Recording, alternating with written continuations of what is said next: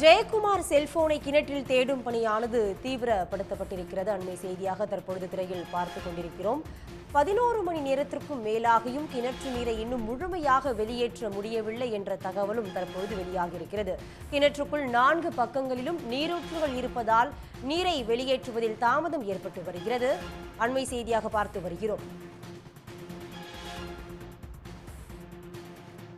நெல்லை காங்கிரஸ் நிர்வாகி ஜெயக்குமாரின் மரண வழக்கில் அவரது செல்போனை கிணற்றுக்குள் தேடும் பணியானது 2வது நாளாக தொடர்கிறது. ஜெயக்குமாரின் செல்போன் அவரது தோட்ட கிணற்றில் கிடக்கலாம் என்ற அடிப்படையில் கிணற்று நீரை வெளியேற்றும் பணி தீவிரப்படுத்தப்பட்டிருக்கிறது. 14 மணி நேரத்திற்கும் மேலாக கிணற்று நீரை நீர்மூழ்கி மோட்டார் மூலம் வெளியேற்றும் பணியானது நடந்து வருகிறது.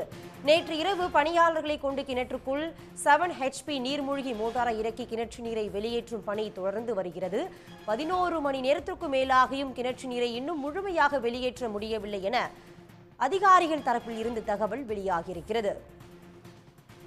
காங்கிரஸ் வேட்பாளரான ஜெயக்குமார் மரண வழக்கில் தற்பொழுது விசாரணை தீவிரப்படுத்தப்பட்டிருக்கிறது. அவர் பயன்படுத்திய செல்போனை கிணற்றில் தேடும் பணியானது தீவிரப்படுத்தப்பட்டிருக்கிறது. கிட்டத்தட்ட 11 மணி நேரமாக அவருடைய செல்போன் தேடும் பணி தீவிரப்படுத்தப்பட்டிருக்கிறது. இது பற்றி விரிவான தகவலை தர காத்திருக்கிறார் செய்தியாளர் ஆனந்த். கிட்டத்தட்ட 11 மணி நேரமாக ஜெயக்குமார் பயன்படுத்திய செல்போனை தேடும் பணி இன்னும் தொடர்ந்திருக்கிறது. கிணற்று நீரை அப்புறப்படுத்தும் பணி எந்த அளவுக்கு நடைபெற்று வருகிறது? விவரங்கள் என்ன? வணக்கம்.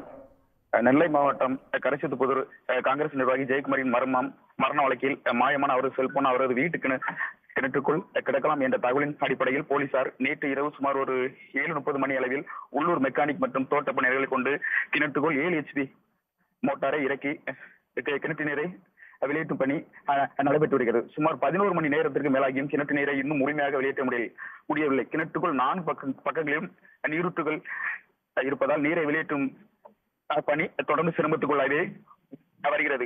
பணி தொடர்ந்து நடைபெற்று வருகிறது. இன்னும் சுமார் 5 அடி ஆழத்திற்குள் கிணற்றுக்குள் தண்ணீர் உள்ளது. நீர்ப்பிற்கு தொடர்ந்து இருந்து கொண்டே இருப்பதால் மேலும் அதிகப்படியான நீர்மூழ்கி மோட்டார்களை வைத்து கிணற்று நீரை விரைவாக வெளியேற்றும் பணி நடைபெறலாம் என்று கூறப்படுகிறது. உடனுக்குடன் செய்திகளை தெரிந்து கொள்ள சன் நியூஸ் பெல் ஐகானை கிளிக் பண்ணுங்க.